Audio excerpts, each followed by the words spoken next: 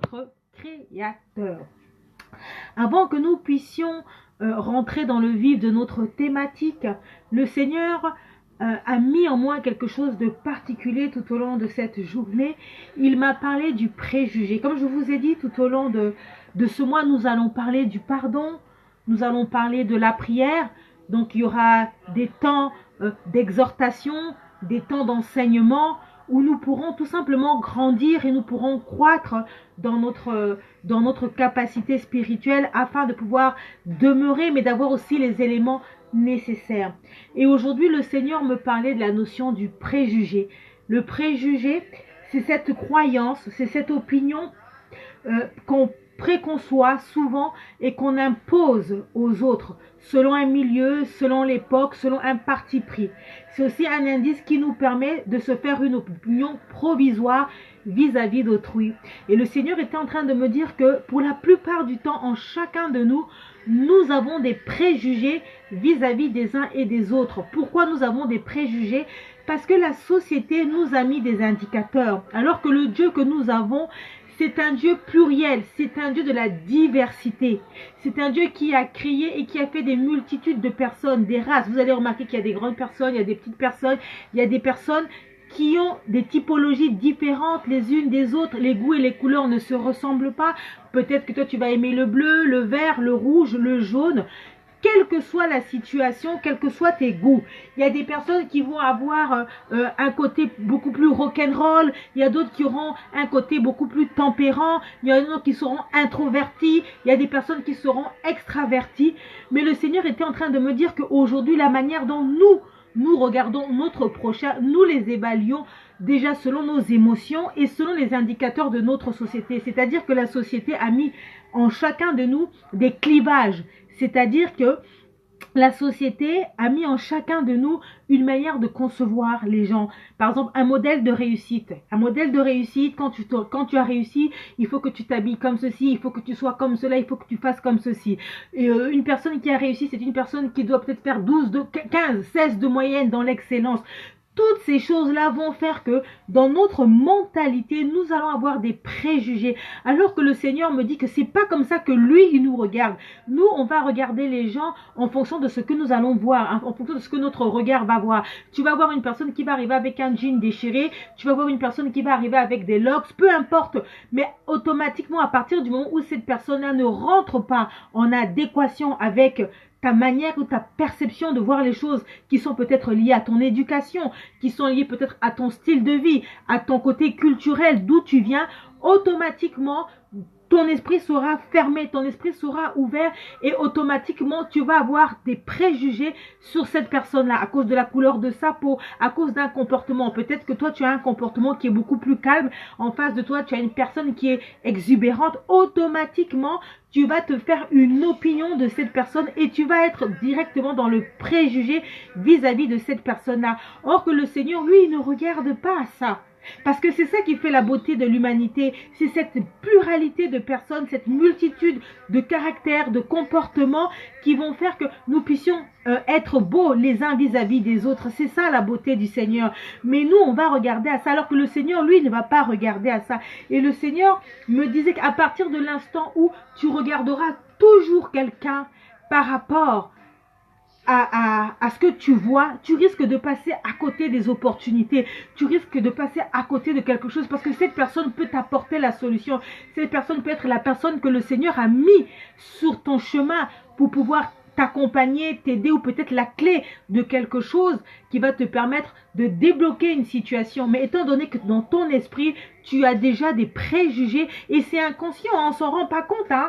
C'est vraiment des choses qui sont ancrées en nous et c'est des choses qu'il va falloir travailler, qu'il va falloir aller changer, qu'il va falloir aller transformer afin que lorsque tu regardes ton prochain, que tu ne regardes pas à travers cette apparence que tu vois de visu, mais que tu regardes plutôt ce qu'il y a derrière l'apparence. Et je sais que c'est quelque chose qui est très difficile. On va voir une personne tout de suite qui s'habille convenablement, on va la snober, on va dire ben voilà encore une personne qui est riche parmi tant d'autres, alors que on peut avoir des personnes personnes qui sont vraiment d'un milieu très élevé, mais qui ont un comportement et qui ont un cœur qui est rempli d'humanité, qui est rempli de bonté, d'amour et de bienveillance. Tout comme aussi on peut avoir des personnes qui sont issues de classes sociales très basses, mais ils ne sont pas tous des délinquants, ils ne sont pas tous des voleurs.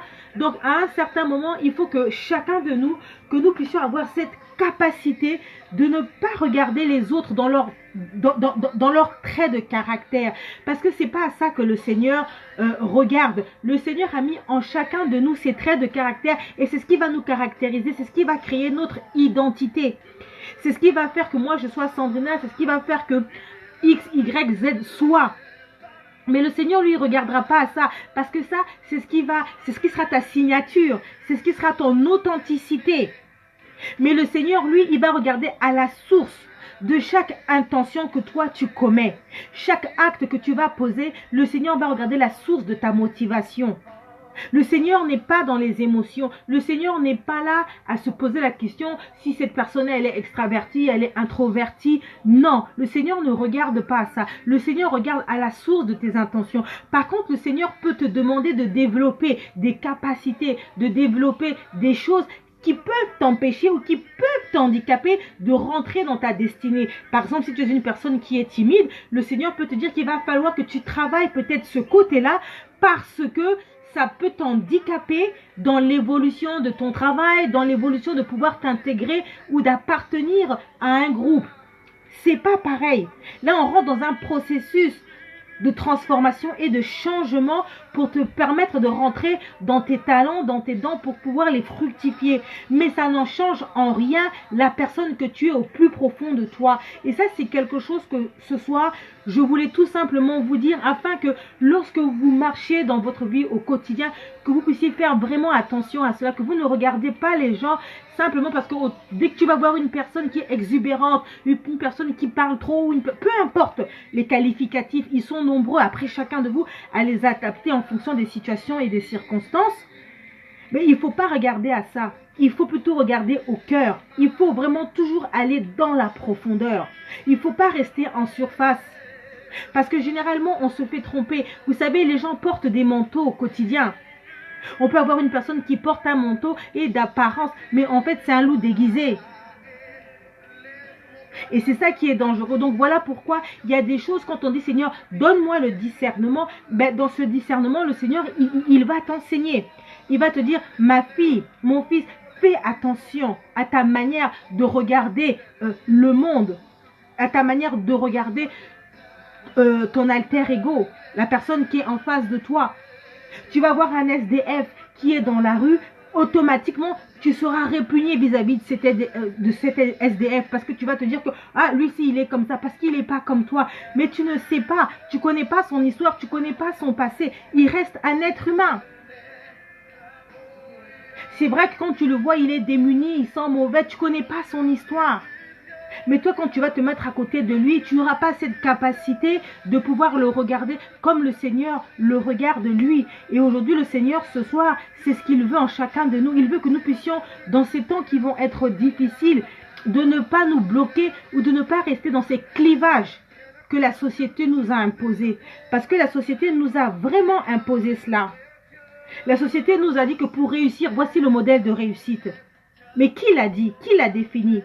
Ce sont les normes, ce sont les règles. Et c'est ça qui emmène les gens à la souffrance. C'est ça qui emmène les gens à la dépression.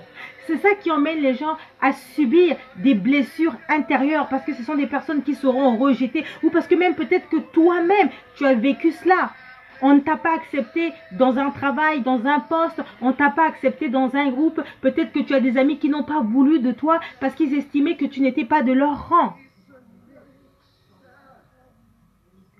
Il y a des personnes qui n'ont pas voulu te donner le poste parce qu'ils ont estimé que tu étais peut-être pas de la même couleur, c'est-à-dire qu'ils étaient racistes ou peu importe.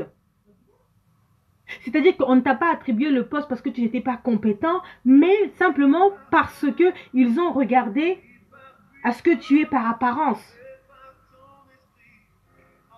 Et ce soir, le Seigneur veut que nous puissions prier pour ça, afin que nous puissions demander pardon. Pardon pour tous les préjugés qu'on a pu avoir vis-à-vis des uns et des autres. mais aussi se pardonner soi-même. Parce que à partir de l'instant où on a été rejeté, où on a reçu un refus, ça t'a blessé dans ton intégrité, c'est resté une trace indélébile en toi et ça a transformé ta mentalité, ça a peut-être mis des murs autour de toi qui ont fait que tu as perdu confiance, que tu ne donnes plus ta confiance à X, Y, Z, alors que la Bible nous dit que lorsque tu aimes ton prochain, tu dois apprendre à le faire confiance. Mais tant que tu n'as pas confiance aux gens qui t'entourent, il te sera difficile de pouvoir être toi dans toute ta splendeur en fait. Pour que le Seigneur puisse travailler en toi, il va falloir qu'il aille déraciner toutes ces choses qui sont en toi. Ou même toi-même. Peut-être que c'est toi qui es la personne qui a des préjugés sur les gens. Parce que dans ta tête, tu es rigide. Parce que dans ta tête, tu t'es fait un modèle. Dans ta tête, tu t'es dit, voici moi, je dois avoir cet homme-là doit être comme ceci, doit être comme cela. Donc en fait, tu as tout calibré dans ton esprit. Tu as tout calibré dans ton esprit. Ce qui veut dire que, en fait, tu t'es enfermé dans une prison. Et à partir de l'instant où tu vas rencontrer des personnes qui ne sont pas dans les indicateurs que toi tu t'es basé, il ne te sera pas possible d'ouvrir ton cœur. Il ne te sera pas possible d'avoir cet esprit ouvert vers le changement, vers la transformation. Parce que automatiquement, lorsque tu verras un homme, tu te diras « Oh, lui c'est un farceur. Oh, lui c'est pas possible. » Mais en vertu de quoi tu dis ça? Est-ce que tu as pris le temps de regarder réellement, d'aller découvrir l'univers de l'autre? Tu te dis, ah, j'ai pas le temps, mais tu peux passer à côté de belles relations, de belles opportunités. Voilà pourquoi il va falloir, à un moment donné, travailler sur ça. Pour avoir justement l'acceptation des autres tels qu'ils sont. Si tu veux travailler à la transformation, au changement, il va falloir d'abord commencer par toi. La manière dont toi tu perçois autrui. La manière dont tu perçois ton frère, ta sœur. Tu vas peut-être apprendre, on va venir te dire que telle sœur a toujours fait ceci. Effectivement, elle a toujours... Et automatiquement, tu as un préjugé sur elle. Parce qu'il y a un poids qui tombe sur cette personne-là. Mais on n'a jamais, ou on ne s'est jamais posé la question de se demander pourquoi elle est devenue comme ça. Automatiquement, on va la juger. Automatiquement. Chaque fois qu'on va te dire, cette femme-là, c'est une pute, cette femme-là, c'est une prostituée, quel est le premier rapport? Ah, elle n'aurait pas dû le faire. Tout automatiquement, on aura un jugement sans connaître son histoire et sans se poser la question, pourquoi est-elle devenue ainsi?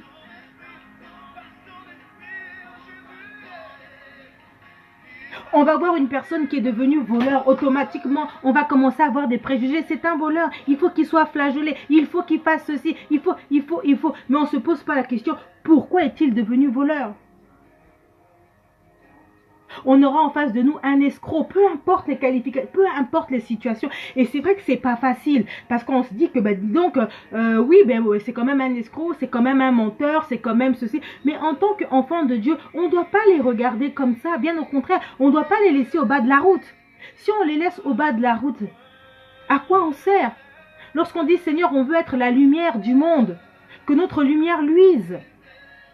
Mais c'est pour qui la Bible nous dit qu'il n'est pas venu pour les justes. Il est venu justement pour les personnes qui sont courbées, les personnes qui sont fatiguées. La Bible nous dit qu'il a envoyé son Fils unique afin de ôter le péché de l'humanité. Et généralement, vous allez vous rendre compte qu'on n'est pas plus meilleurs les uns vis-à-vis des autres. Toi, tu vas critiquer l'autre par rapport à son comportement, mais peut-être que toi, tu es alcoolique. L'autre là-bas, peut-être il a une autre addiction. Il y a des personnes, dès qu'on va parler du sexe, c'est toujours le péché le plus favorable. Là, tout le monde va spéculer. Mais si toi, tu es une menteuse invétérée, Dieu ne regarde pas à la nature du péché. Un péché demeure un péché. Que ce soit l'adultère, le mensonge, la cupidité, le vol, la traite, toutes ces choses-là, chez Dieu, ça demeure un péché. Là où il y aura simplement un changement, c'est dans la récolte de ton péché, puisque la Bible dit que ce que tu auras semé, tu le récolteras. Donc tu moissonneras à la hauteur de ton péché, dans le champ où se trouve ton péché. Mais un péché demeure un péché. Tu n'es pas plus meilleur qu'une personne qui commet l'adultère ou une personne qui ment. Les gens vont te dire, oh non, comme c'est l'adultère, c'est plus grave. Pas du tout. Entre toi qui ment et la personne qui commet l'adultère, vous êtes pareil aux yeux de Dieu. Et à partir de l'instant où dans ta tête, ça va être ancré, tu vas commencer à avoir moins de préjugés. C'est-à-dire que tu vas commencer à avoir un esprit humble. Et tu vas commencer à faire attention lorsque tu ouvres ta bouche ou lorsque tu vas commencer à donner ton opinion par rapport à tel ou tel fait. Parce que tu vas te rendre compte que tu n'es pas plus meilleur que X, Y, Z, W, même si d'apparence on peut te voir que tout est parfait chez toi. Mais si ton cœur n'est pas propre, si ton cœur n'est pas sain, si dans ta tête tu as des mauvaises pensées, si tu as de la jalousie vis-à-vis d'autrui, si tu as de la rancune vis-à-vis d'une tierce personne, tu n'es pas plus meilleur qu'une personne qui commet l'adultère, ou qui vole, ou qui tue, ou un pédophile. Et c'est vrai que je vais choquer quelqu'un aujourd'hui. Les gens, dès qu'on va dire pédophile, automatiquement, ça va vous choquer. Oui, mais ça, ce sont les émotions. Ce sont nos émotions qui nous choquent à la valeur de la situation. Mais une personne qui vole un stylo et une personne qui commet la pédophilie, devant Dieu, c'est un péché. Et un péché demeure un péché. Comme je vous ai dit, ce qu'il va changer, c'est dans la récolte de ton péché. Le stylo, en fait, si tu voles un stylo, tu vas quelque part, tu voles un stylo, personne t'aura vu, mais Dieu, lui, il voit, le Saint-Esprit, il est là. Il marque sur ton livre de vie que Sandrina, tel jour, avait volé un stylo, ni vu ni connu. Toi, tu es pédophile, on t'a attrapé, la société va te condamner, et ainsi de suite. Mais Dieu qui sonde les cœurs et les reins et qui voit tout, en fait, il te met au même niveau que la personne qui a commis la pédophilie. Et le pire, c'est que quand vous allez vous retrouver de l'autre côté, l'un comme l'autre, vous ne monterez pas. Vous n'aurez pas accès au royaume des cieux. Et à partir de l'instant où chacun de nous va commencer à comprendre ça, va commencer à comprendre que le salut, il est individuel. Il va commencer à éviter de pouvoir avoir des préjugés sur les autres. Voilà pourquoi le Seigneur m'a mis ça à cœur aujourd'hui. Il m'a dit, ma fille, parle-en, c'est important. La manière dont on perçoit les autres et la manière dont nous-mêmes on se perçoit. Parce que quand on parle du pardon, il y a le pardon qui est lié à un tierce. Il y a le pardon qui est lié à notre Père. Et il y a le pardon où on doit travailler sur nous-mêmes. La Bible nous dit que avant de donner ton offrande au Seigneur, va d'abord régler ton problème avec ton frère. Voilà pourquoi je vous ai dit, je ne sais pas, il y a quelque chose, je vous ai dit que parfois en 5 ans, en 10 ans, en une année, parfois le Seigneur n'a jamais écouté aucune de tes prières. Tombeau vide, comme des tambourins. Donc tu peux chanter, tu peux crier, tu peux aller à l'église tous les jours, mais le Seigneur n'écoute aucune de tes prières. C'est-à-dire que ça ne passe pas. Il n'y a pas de transfert entre toi et lui. Vous allez me dire, mais il y a Christ qui est là, qui plaide de notre cause. Oui, Christ plaide de notre cause, mais n'oublions pas la pratique de la parole de Dieu. Tu peux demeurer enfant du Christ, il n'y a pas de souci, mais si tu ne mets pas la parole de Dieu en pratique, le Seigneur, il te regarde et t'observe. Et tu vas prier tous les jours, tu vas te dire, mais Seigneur, je ne comprends pas, je ne vis pas tes promesses, je ne suis pas dans la manifestation de l'Esprit. Le Seigneur va te dire, revois ton positionnement. Tu ne parles pas à ton voisin. Chaque fois quand tu passes devant chez toi, il y a peut-être un SDF qui dort là tous les jours. Mais toi, tous les jours, tu passes devant cet SDF-là. Jamais tu t'es arrêté un jour où tu es parti en chemin, tu t'es dit, je vais lui acheter une couverture peut-être. Je vais peut-être lui préparer un bon plat. La plupart du temps, ce qu'on va avoir en nous, c'est qu'on va aider celle qu'on connaît. Mais le Seigneur a dit, il veut la meilleure part. Si tu aides une personne que tu connais, en fait, tu n'as rien fait. Ça, ce sont des habitudes. Mais une personne que tu ne connais pas, là, le Seigneur est plus sensible à l'acte que tu fais. Et c'est là où tu peux commencer à te dire, oui, réellement, j'ai changé, réellement, j'ai été transformé. Lorsque tu entends, tu passes quelque part, on te dit, par exemple, que à tel niveau, il y a un problème. Ah, c'est quoi le problème? Tu vas dans ton compte, tu casses ton épingle et tu vas aider la personne. Sans demander un intérêt, sans demander quoi que ce soit. Là, le Seigneur commence à dire, là, ma fille est sur la bonne voie. Et c'est ça qui n'est pas facile dans la vie chrétienne. Et voilà pourquoi beaucoup de gens ont peur de la vie chrétienne. Mais à la hauteur que tu vas donner, à la hauteur que tu vas semer, c'est à la hauteur que tu moissonneras. Si tu sèmes dans les petites choses, tu récolteras aussi dans les petites choses. On appelle ça la loi de l'abondance. Si tu sèmes dans les grandes choses, tu récolteras aussi dans les grandes choses. Le Seigneur, quand on prend, dit Seigneur, bénis-moi, il va regarder dans ton champ. Il va regarder dans ton champ de relations, il va regarder dans ton champ financier, il va regarder dans les différents champs où tu sèmes dans ton existence. Et il va voir. Il va commencer dans ton champ financier. Seigneur, bénis-moi financièrement. Il va dire, mais ma fille, tu n'as jamais sémé financièrement. Comment je peux prendre? Regardez la multiplication des pains. Le poisson n'est pas sorti de nulle part. Le pain n'est pas... Il y avait déjà quelque chose. Et le Seigneur se base toujours sur quelque chose. Le Seigneur agit toujours en fonction d'une situation. Et hier, je vous disais que le Seigneur prend le relais à partir de l'instant où toi, tu ne peux plus. Mais tant que tu peux travailler, tant que tu as la capacité de le faire, le Seigneur, il t'accompagne. C'est quand tu ne peux plus. Là où tu as besoin d'une intervention particulière et que tu vas devant ton père, devant ton papa, tu dis papa, là je ne peux plus parce que les portes sont fermées, parce qu'il y a des montagnes autour de moi, parce qu'il y a des situations, des obstacles. Et là il vient, il ouvre le chemin. Il ouvre le chemin. Mais pour qu'il puisse ouvrir ce chemin, il va regarder dans ton champ. Mais si ton champ est creux, si ton champ est vide, il aura du mal. Alors vous allez me dire qu'il est souverain. Mais justement, c'est ça que les gens n'arrivent pas à comprendre. Qu'est-ce que c'est que la souveraineté de Dieu? Dieu fait grâce à qui il veut. On ne peut pas l'obliger. Il n'est pas dans l'obligation et encore dans le devoir. Il est autosuffisant. Que tu pries ou que tu ne pries pas, il s'autosuffit. En fait, c'est toi.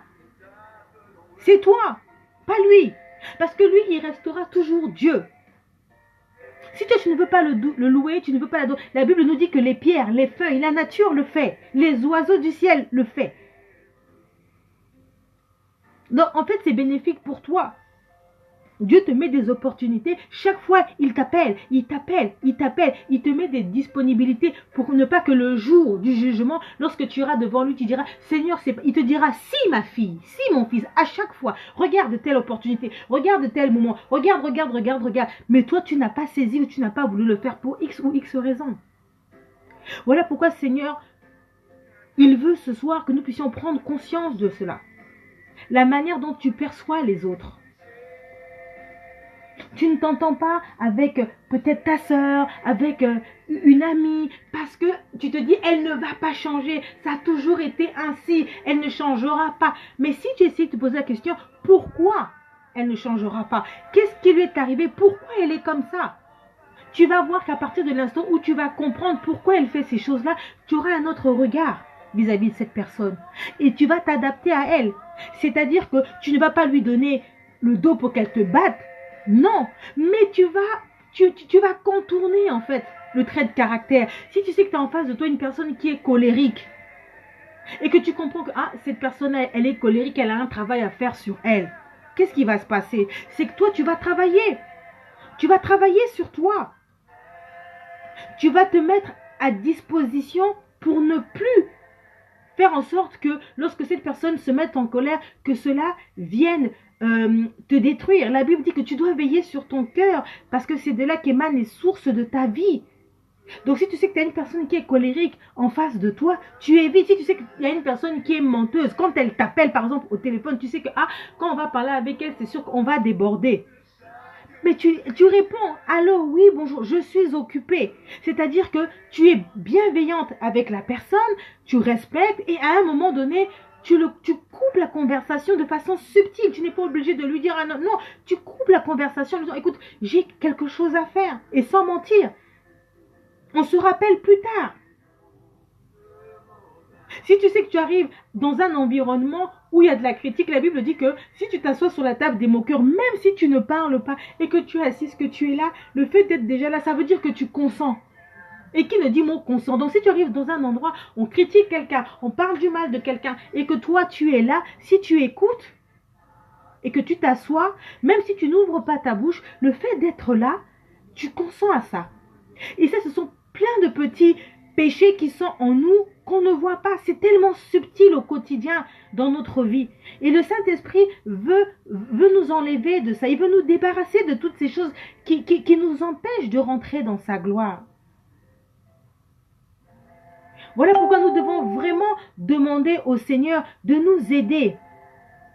Nous devons vraiment demander au Seigneur vraiment de nous faire grâce par rapport à ça, de nous donner vraiment cette sagesse, cette intelligence, mais surtout de nous mettre de l'amour, parce que c'est l'amour qu'on a besoin d'avoir par rapport à autrui. Parce que c'est vrai, même moi-même qui vous parle, j'en ai des préjugés. Et tous les jours, j'essaye de travailler pour ne pas que ces préjugés-là puissent prendre place dans mon cœur pour rester objectif et non subjectif.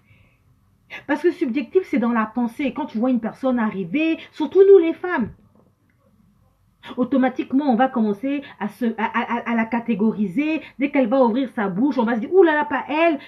Tout de suite. C'est pas à elle de faire un travail, c'est à toi de faire un travail. Et ça, c'est parce que justement, depuis que nous sommes enfants, on nous a donné des indicateurs de vie. Dès que tu vas voir qu'une personne est pauvre, tu ne la veux pas dans ton environnement, tu ne la veux pas à côté de toi. Quand tu vois aussi que c'est une personne qui est plus aisée que toi, pareil, tu ne la veux pas parce que tu ne supportes pas. Parfois, tu ne connais même pas l'histoire d'une personne. Dès que tu as entendu, tu as lu quelque part et automatiquement, tu es dans le préjugé. Nous sommes tous dans le préjugé. Et le Seigneur, ce soir, veut que nous puissions prier pour ça, que nous puissions demander pardon. Pardon, Seigneur, pour tous les préjugés que j'ai pu avoir à l'égard de mon prochain. Pardonne-moi moi-même, Seigneur, si je n'ai pas été aussi à la hauteur des autres. Alors ce soir, nous allons prier et nous allons demander pardon au Seigneur par rapport à cela. Nous allons dire, Seigneur, pardonne-nous. Pardonne-nous si nous ne sommes pas à la hauteur de ce que toi tu attends de nous. Toi qui veilles sur mon existence, toi qui veilles sur ma vie, Seigneur, j'ai besoin que tu me donnes la force nécessaire.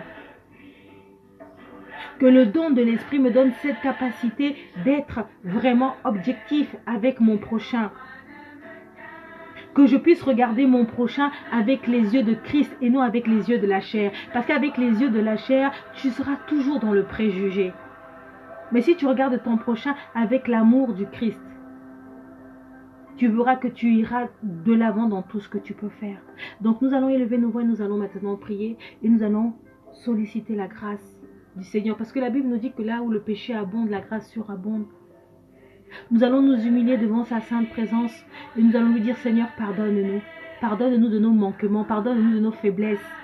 Pardonne-nous, Seigneur, si un jour, et si tu reconnais qu'un jour tu as été vraiment dans un préjugé, une situation, une circonstance, ou tout au long de cette année, il y a un poids qui te pèse. Dis, Seigneur, je reconnais qu'à tel moment, à tel instant, à tel ceci, Seigneur, j'ai fait les choses charnellement et non spirituellement.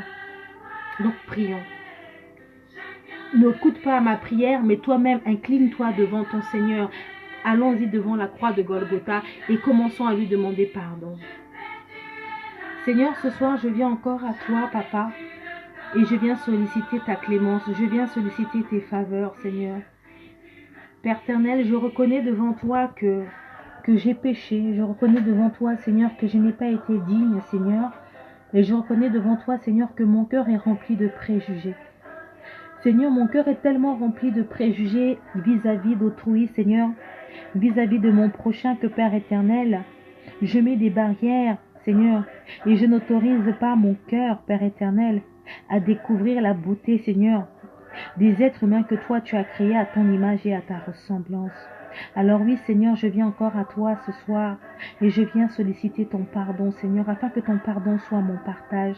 Pardonne-moi, Seigneur, parce que je reconnais devant toi que, Père éternel, il m'arrive d'être imbu de ma personne. Il m'arrive, Seigneur, d'avoir vraiment de tels qualificatifs vis-à-vis de mon prochain, Seigneur.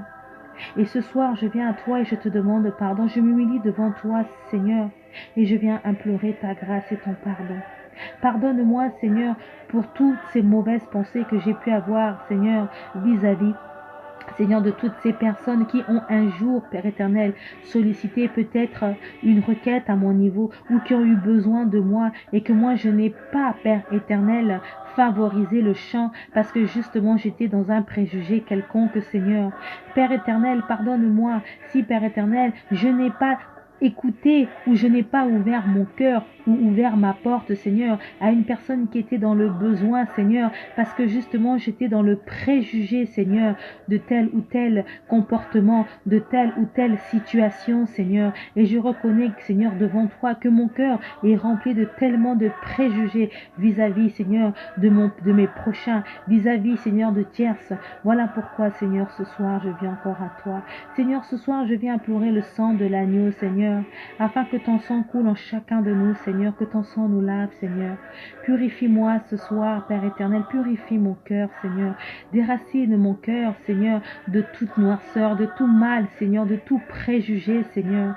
Que ton pardon soit le partage de ma vie ce soir.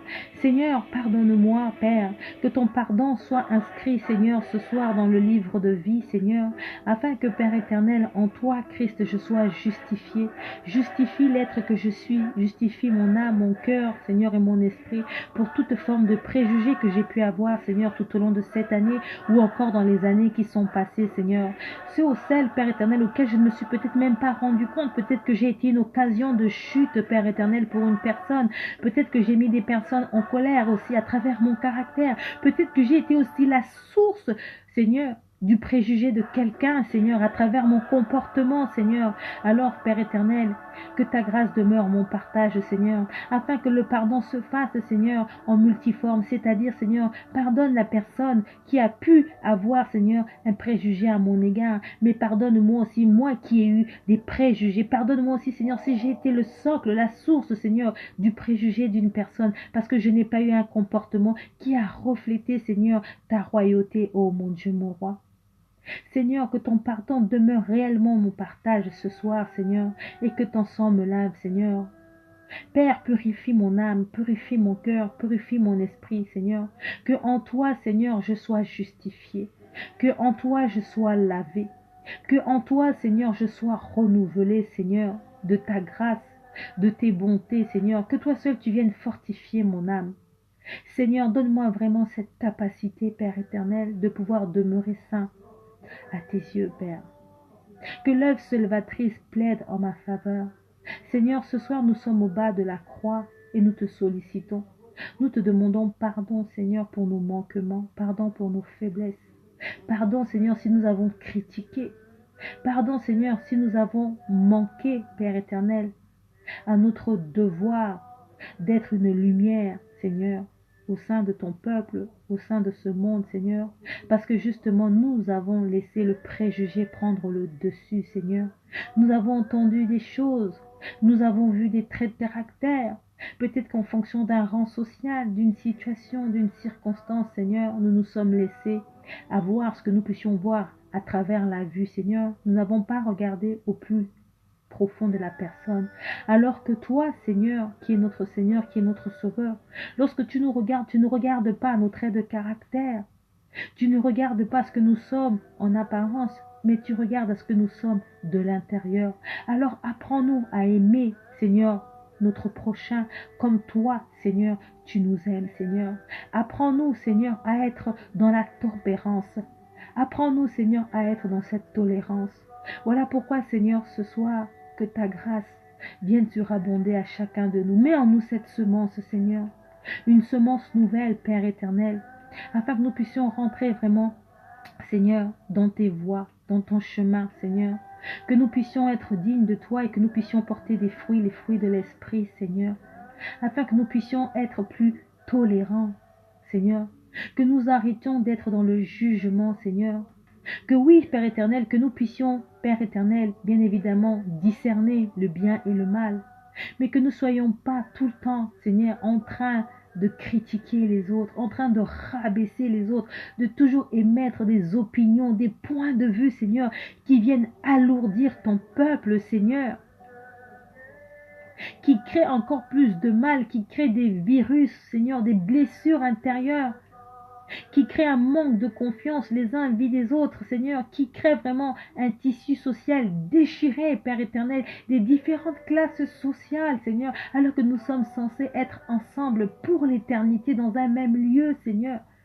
Parce que lorsque toi, tu regardes tes enfants, tu nous regardes tous au même niveau, au même diapason, Seigneur. Mais la société a mis des classes, la société a mis des indicateurs, la société a mis des baromètres, Seigneur. Apprends-nous à ne pas regarder au-delà.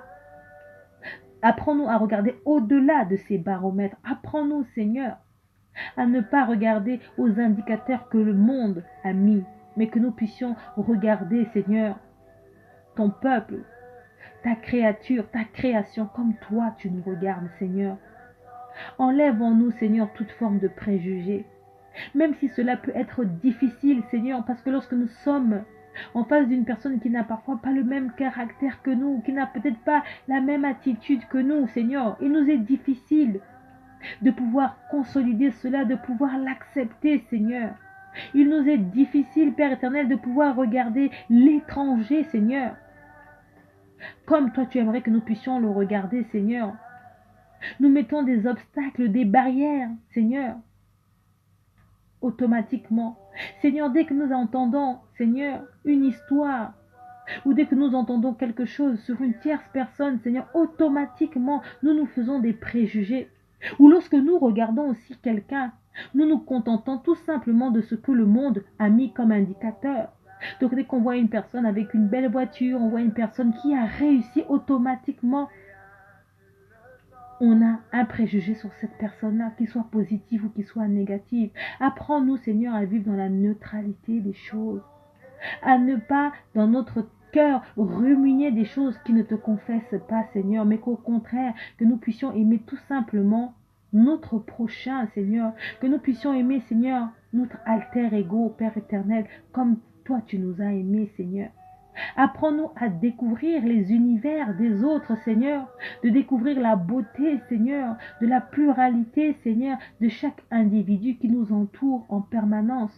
Apprends-nous, Seigneur, à discerner, à avoir cette ouverture d'esprit, Seigneur, de découvrir, Seigneur, les cultures des autres, Seigneur, sans pour autant se pervertir, sans pour autant se laisser influencer par le diktat de cette société, mais que nous soyons simplement humains, Seigneur, et que nous puissions marcher dans tes volontés, Seigneur. Alors oui, Seigneur, ce soir, nous venons encore à toi tels que nous sommes. Nous croyons réellement que tu nous as accordé le pardon, nous croyons réellement que tu nous as transformés, nous croyons réellement que tu nous as changés, Seigneur. Et nous savons que tout au long de ce mois de décembre, Seigneur, tu vas nous parler chaque jour un peu plus du pardon. Tu vas nous parler de chaque chose, Seigneur, où tu vas solliciter que nous puissions travailler, que nous puissions faire un travail de fond, Seigneur, afin que nous soyons dignes à tes yeux.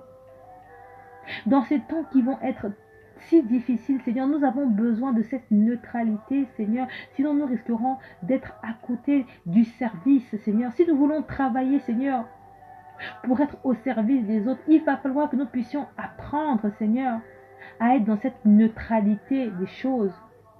Si nous voulons faire des bons choix et prendre des bons choix, Seigneur, nous allons devoir ne plus prendre des choix selon les préjugés, Seigneur, mais de regarder à l'intérieur de la personne, de ne pas nous laisser influencer, Seigneur, négativement à travers le préjugé ou à travers les racontars, la médisance, ou ce que nous puissions voir dans nos yeux, que nous arrivions à déceler le meilleur de chaque individu, Seigneur, et que dans la faiblesse, dans le manquement de l'autre, Seigneur, que là où l'autre a failli, Seigneur, que nous ne puissions pas le clouer davantage, mais qu'au contraire, Seigneur, que nous ayons cette capacité d'emmener cette personne vers le haut, que nous ne soyons pas dans un jugement, Seigneur, où nous venons encore le clouer, Seigneur, alors que toi, Seigneur, tu apportes la solution, la guérison, l'absolution. Qui sommes-nous pour pouvoir critiquer, clouer, Seigneur, les autres, alors que nous-mêmes, nous ne sommes pas parfaits,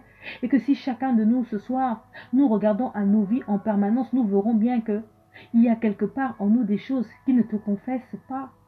Mais toi, tous les jours, dans ton amour, dans ta grâce, tu plaides pour chacun de nous, tu plaides pour moi, tu plaides pour ma soeur, mon frère, ce soir qui est en connexion.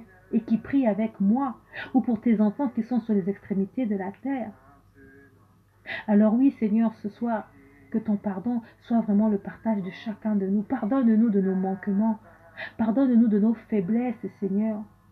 Et dispose nos cœurs à devenir des personnes meilleures.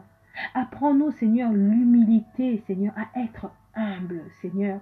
Apprends-nous à marcher, Seigneur, dans cette humilité, Seigneur. Que cette humilité soit le partage de chacun de nous, Seigneur. Que nous soyons toujours à l'écoute, Seigneur. Que nous soyons bienveillants à l'écoute des autres. Que notre cœur soit rempli de bonté et de sagesse, Seigneur. De justice, Seigneur. De vérité, ô Père. Que nous soyons disponibles, Seigneur, à aider, Seigneur, ceux qui sont courbés, Seigneur. En ces temps qui sont difficiles, Père éternel, où nous ne sommes plus disposés, où chacun est devenu égoïste, Seigneur, où chacun travaille maintenant pour sa propre personne, Seigneur.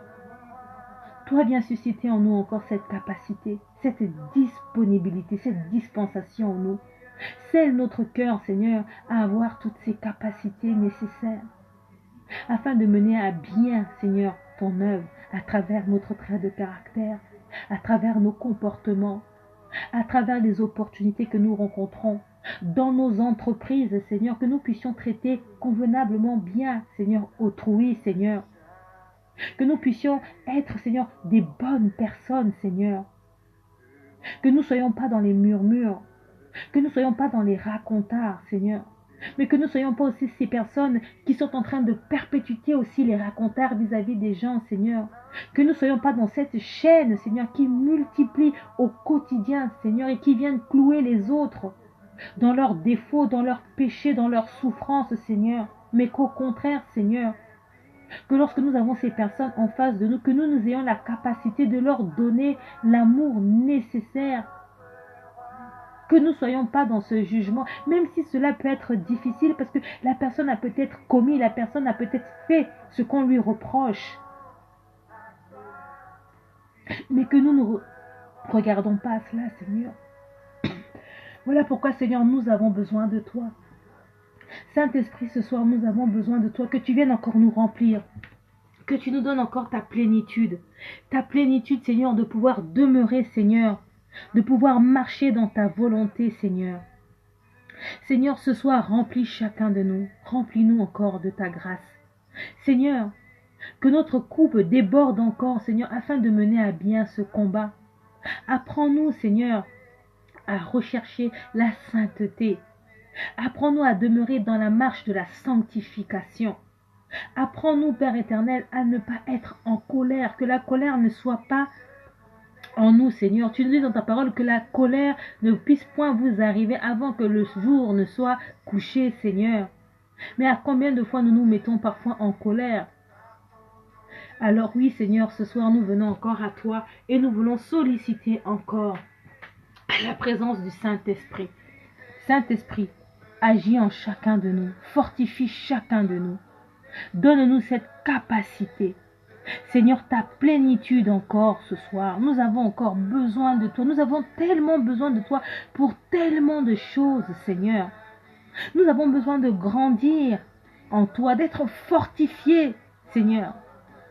D'être régénérés en Christ, d'être renouvelés, d'être transformés. Que nous ayons cette mentalité du royaume, Seigneur. Cette mentalité du royaume, Seigneur. Que notre chair se taise, que notre chair soit clouée à Golgotha, Seigneur, et que nous soyons ces femmes d'esprit qui vont s'élever, Seigneur, des femmes qui vont rentrer dans la profondeur, des femmes, Seigneur, qui vont être dans les hauteurs, des femmes qui vont voler comme des aigles, Seigneur, pas pour notre gloire, mais pour ta gloire, Seigneur. Que nous soyons prêtes, Seigneur, au combat. Mais lorsque nous parlons d'être prêtes au combat, c'est quoi, Seigneur? La Bible dit que nous n'avons pas à combattre contre notre prochain. Nous avons à combattre contre les esprits mauvais, les principautés, les œuvres du monde des ténèbres. Donc notre combat est spirituel, il n'est pas charnel. C'est face aux situations qui se présentent dans nos vies en permanence, les circonstances, les situations, les problématiques qui nous environnent, qui nous entourent, les règles, les normes qui sont mises autour de nous, les dominations. Quand tu parles de domination, Seigneur, les gens se posent souvent la question, la domination, c'est quoi? Mais la domination, c'est ce qui t'empêche de pouvoir rentrer dans la dimension du Seigneur et la domination, croyez-moi qu'elle peut être plus que ça. Tout de suite, on voit toujours les démons, mais pas forcément les démons. La domination, ça peut être ton idole, ce que tu bichonnes, ce qui t'empêche, qui est devenu une domination dans ta vie. Ce système de pensée qui te domine parce que dans ton existence, c'est comme ça que tu perçois les choses et pas autrement. Donc, à partir de l'instant où tu ne peux pas, où les choses ne se font pas comme tu perçois les choses, ça devient une domination. Une principauté, c'est quoi? Ce sont toutes les règles que tu as érigées autour de toi. Peut-être ça peut être les traditions. Ça peut être la culture. Ça peut être la manière dont tu conçois ta vie chrétienne. Comment tu conçois les circonstances. Comment tu as érigé autour de toi un système afin de pouvoir vivre dans ce monde, dans cette société. Et bien évidemment, il y a les œuvres du monde des ténèbres. Et c'est dans ce secteur-là que nous allons retrouver les démons, les esprits humains et autres. Donc vous voyez bien qu'il y a une pluralité de choses. Il y aura des choses où ça sera le Seigneur qui combattra pour toi.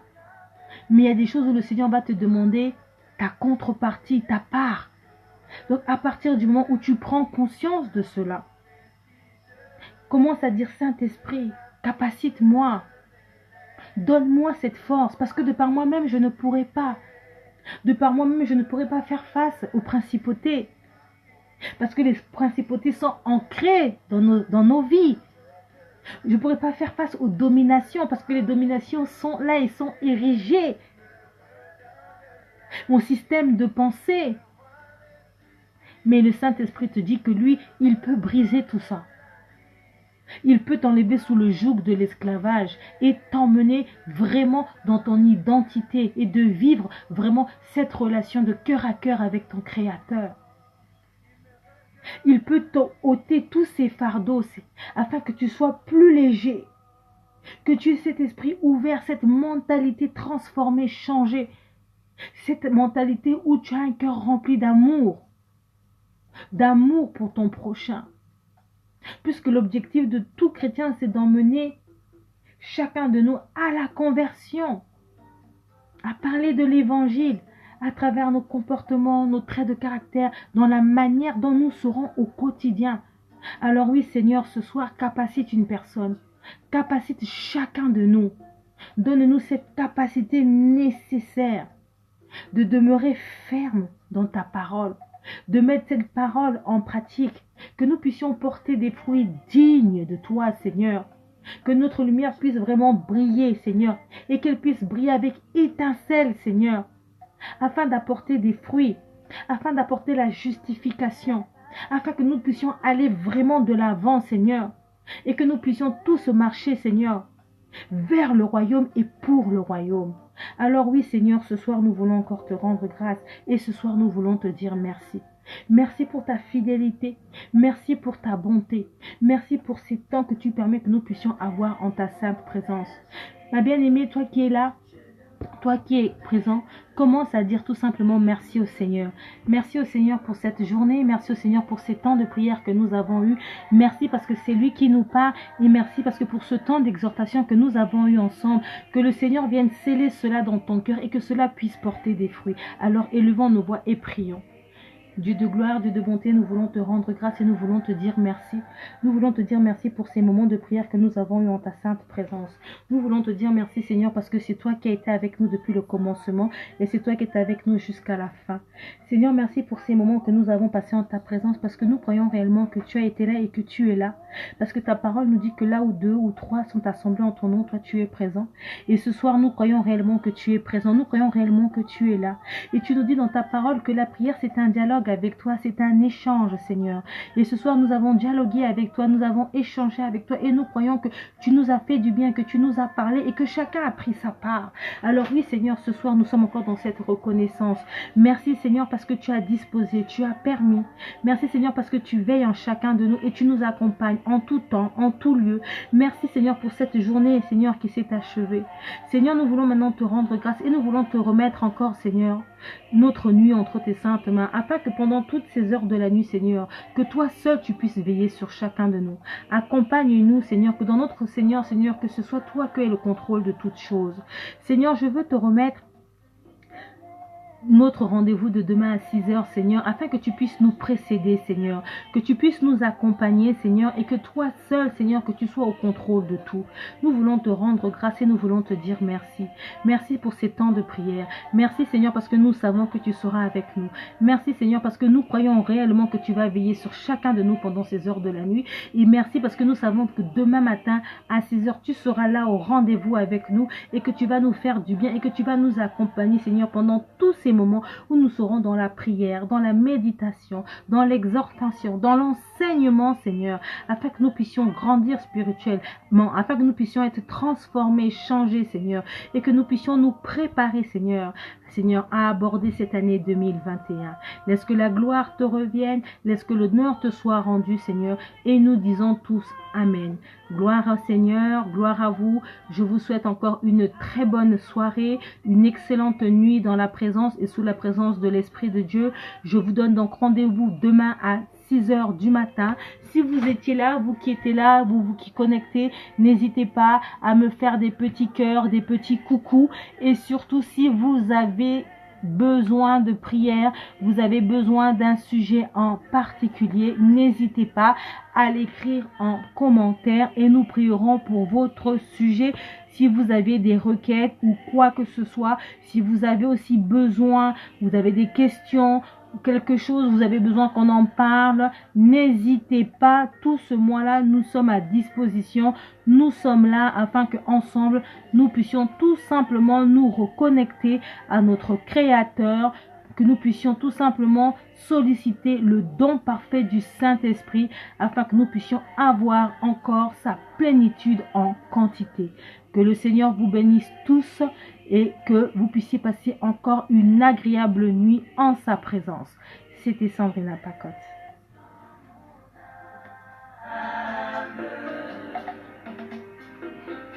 Il reste un